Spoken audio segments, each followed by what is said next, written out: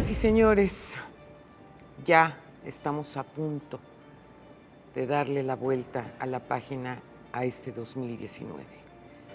Ciertamente, pues no ha sido un año sencillo y sin embargo, seguimos teniendo la esperanza de que México cada día esté mejor. Esperemos de verdad en Dios que el próximo año sea un año donde haya más trabajo, sea un año donde haya más paz, donde haya más tranquilidad, particularmente que haya más seguridad para todos los mexicanos, que es lo que esperamos, que es lo que queremos. Les deseo de todo corazón, a nombre de ADN 40, a nombre de los camarógrafos, de todos los técnicos, del equipo de producción y de una servidora, que este año 2020 esté pleno de bendiciones, que sea un año próspero, que sea un año bueno, que sea un año que nos permita salir adelante y seguir dándoles a nuestras familias todo lo que ellos merecen. Que pasen un muy feliz año nuevo.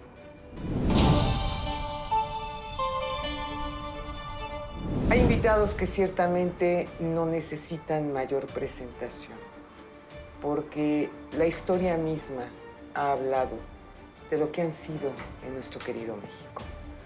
Un hombre que en un momento dado rompió con todo lo que se había hecho a lo largo de 70 años en México y cambió a México.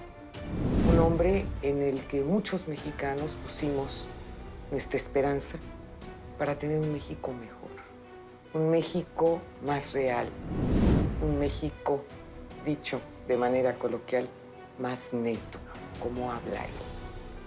La verdad, para mí es un placer recibir en este programa a Vicente Fox Quesada, a quien conozco desde hace muchísimos años, desde que era candidato al gobierno de Guanajuato, pues pasando durante toda la presidencia. Un hombre que cuando llega de gobernador, pues casi prácticamente empezaste a hacer campaña para ser presidente. Y lo lograste. Rompiste con esos esquemas, rompiste con ese estereotipo que se tenía del político, pues mucho más rígido, quizá más cuidadoso en el manejo del lenguaje.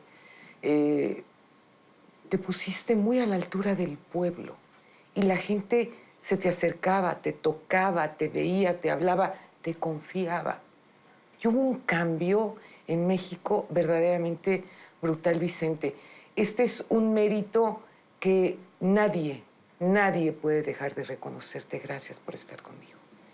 Pues Lolita, muchísimas gracias. Estás hablando de hace 25 años ya, de aquellos tiempos que fueron formidables.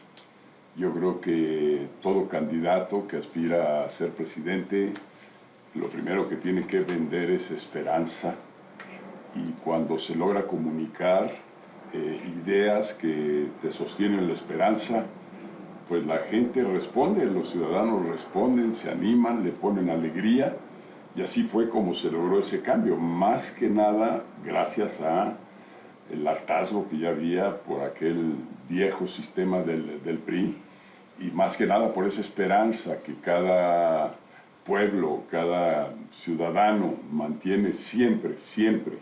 Y sexenios van y sexenios vienen, y la esperanza es lo último que se pierde. Y así se ha repetido la historia por estos 25 años. Vaya experiencia en el momento en que estábamos ahí en el Ángel de la Independencia, cuando te dicen que ganaste. Tenías un rostro, sí, ciertamente de felicidad, pero desde mi punto de vista también como diciendo, y ahora ya tengo el paquete en las manos. ¿Qué pensaste en ese momento? Bueno, hasta entonces me cayó el 20, ¿no? De la enorme responsabilidad que es representar un país, que es encabezar un periodo que venía de gobierno con el compromiso de dar resultados, con el compromiso de responder a esa esperanza y esos sueños de millones de ciudadanos. Es una lápida que cae sobre los hombros, pero luego empiezas a caminar y empiezas a contagiarte del entusiasmo de la gente, la voluntad de participar, la voluntad de colaborar a lograr el éxito, y se navegan los 6 años en un momento así, casi un segundo. Guardo recuerdos maravillosos, quedan cifras ahí reales, objetivas, de resultados importantes, pero a la vez también quedó un vacío de tantas cosas que no pudo uno responder y tantas cosas que no se logran en un periodo de 6 años. El desarrollo no depende de una persona, de un presidente, depende de todos los mexicanos y depende ahora sí que de prácticamente generaciones, cuando menos 25 años, para que realmente los cambios sean notorios y sustentables. Y esta es una lección que debemos de aprender y debemos de seguir, porque hoy hay mucho, como decíamos en el PAN, dice uno de los fundadores, que no haya ilusos para que no haya desilusionados. Vicente, haciendo un breve recuento, y me voy algunos años para atrás, todos los candidatos en un momento dado ofrecen, prometen a la ciudadanía una serie de cosas que no son fáciles de cumplir, pero hay otras que son verdaderamente imposibles. O sea, el llegar y decir, a partir del día en que yo tomo posesión, se va a acabar la violencia y se va a acabar la corrupción, así como con una varita mágica por arte de magia, pues vamos, es muy cuesta arriba, ¿no? Sí. Pero hay gente que sí lo cree. Claro, la gente debe de entusiasmarse, pero el responsable de satisfacer eso que se ofertó tiene que ser el presidente, el líder. Y yo recuerdo lo primero que traía yo fijo en mi mente es que había que terminar con las crisis económicas recurrentes, con los grandes quebrantos del patrimonio de todos los mexicanos. Y lo logramos. De ahí para el Real no volvió a haber esos quebrantos a los que nos tenía acostumbrado el PRI. Segundo, bueno, coyuntura, estaba el momento Chiapas en ese Marcos todavía vivo y latente, el movimiento zapatista. En el mundo entero y acá, y había que apaciguar los ánimos, había que tranquilizar, y ese fue una cosa inmediata a través de invitarlo a venir a la Ciudad de México y dar su mensaje, que dijera qué pretendía y cómo iba a trabajar por los indígenas. Que luego esas cosas no suceden, no nos dicen a dónde nos llevan, no nos dicen a dónde vamos caminando. Y finalmente lo básico, elemental, educación, salud y vivienda. Yo creo que esas 3 cosas fueron impresionantes y retadoras. Vivienda, llegar a una construcción de 1 millón de viviendas, y lo llegamos en un año, al año 1 millón, de 200,000 que andábamos. Número 2, en educación, remodelar el sistema, hacer al maestro y el aula el centro del modelo educativo, dejar que la gente ya no impusiera, sino trabajara por ese modelo. Y salud, bueno, el Seguro Popular, que nos llevó a universalizar la atención en salud. Me sorprende mucho que hoy se quiera terminar con el Seguro Popular. Hay 55 millones de personas que nos están viendo y que les quitas ese seguro y las mandas al matadero otra vez. Correcto. A la nada, porque si no puedes ir a un médico, si no tienes medicinas, si no tienes cirugía, pues ¿qué te queda en la vida? Es fundamental la salud, la educación y la vivienda. Vicente, si tú hicieras un balance en este momento de tu vida, ya toro pasado, ¿qué crees tú que fue tu mayor acierto y cuál crees tú que fue tu mayor falla? Haber mantenido la tranquilidad y la paz en el país. Número 2, la estabilidad económica y la certidumbre financiera. Yo recuerdo cuando yo entré, todavía las tasas de interés andaban por encima del 20% anual, las bajamos hasta el 8% anual. La inflación andaba... El dólar, acuérdate. El dólar, las devaluaciones, todo eso, boom, se compactó y empezamos a caminar con paso firme. El mismo tema de la inseguridad. Bueno, claro. Yo quiero recordarle a la gente, el año 2006 México alcanzó el mejor índice de seguridad o de bajo de criminalidad que nunca habíamos tenido antes en la historia. 9 delitos por cada 100,000 habitantes. Hoy andamos en 30. Desde que Calderón sacó al ejército y lo metió a patear el pesebre y el avispero se puso grave y subimos hasta 30, o sea, 300% de aumento. Y sigue la mata dando, esto sigue creciendo. Yo no escucho, de verdad te lo digo, tanto en la Cámara de Diputados como en la Cámara de Senadores, una sola figura que se levante a debatir, digamos, con la enjundia, si me permites ese término, que tenías tú cuando fuiste diputado, que tuvo Diego Fernández de Ceballos cuando fue senador, o tantos otros, incluso los que ahora son de Morena, que en su momento eran del PRD, y que alegaban y debatían, etcétera. No veo a nadie. No existe, no hay.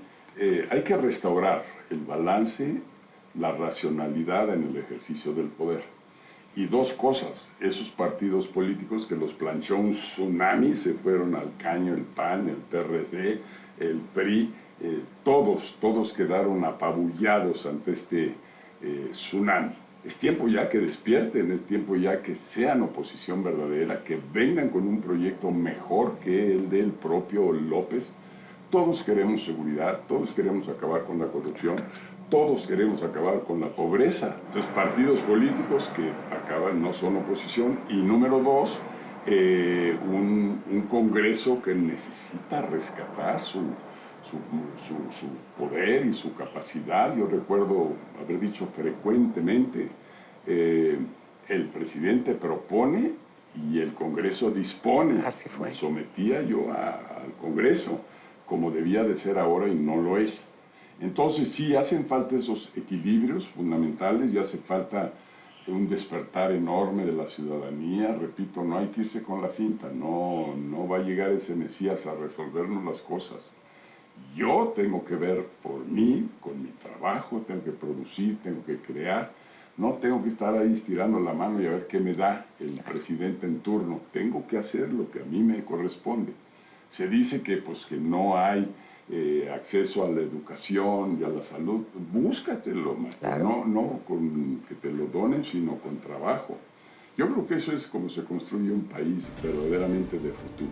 Vicente, yo te voy a hacer una atenta invitación porque no podemos quedarnos a medias con toda esta plática que nos queda pendiente y tantos temas que tratar.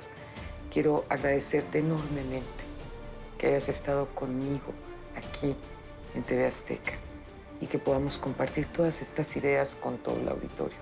Al final de la jornada, todos en México somos importantes y todos tenemos derecho a tener una voz y estar o no estar de acuerdo.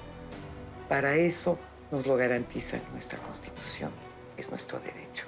Muchísimas gracias. Absolutamente cierto. Muchísimas gracias a ti, Lolita. Gracias. No se pierda nuestro próximo programa. México vive tiempos de cambio. Tiempos de dar la cara.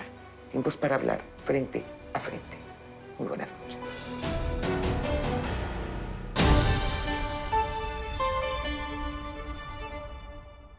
A punto de que le cortase la cabeza en la guillotina, María Antonieta perdonó a todos, inclusive a su verdugo, y les pidió perdón por los males que hubiese cometido. María Antonieta nació un 2 de noviembre de 1755 en Viena. A los 14 años de edad, a instancias del rey Luis XV, se casó con el heredero al trono, Luis Augusto. Así empezaron las críticas contra ella, pues durante los primeros 7 años de matrimonio no le dio un hijo al delfín. Lo que no sabían sus críticos es que durante ese tiempo el delfín no había consumado el matrimonio, por lo que María Antonieta se dedicó a los grandes bailes, al juego y al teatro. Cuando Luis XV murió en 1774, María Antonieta y su marido se convirtieron en reyes de Francia. Entre sus excesos, los cuales fueron exagerados por sus críticos, fue que recortó el número de miembros del personal que trabajaba en palacio, lo cual ofendió a los nobles. En 1789 la Revolución Francesa empezó a florecer cuando Francia se fue a la quiebra. En enero de 1793, Luis XVI fue decapitado.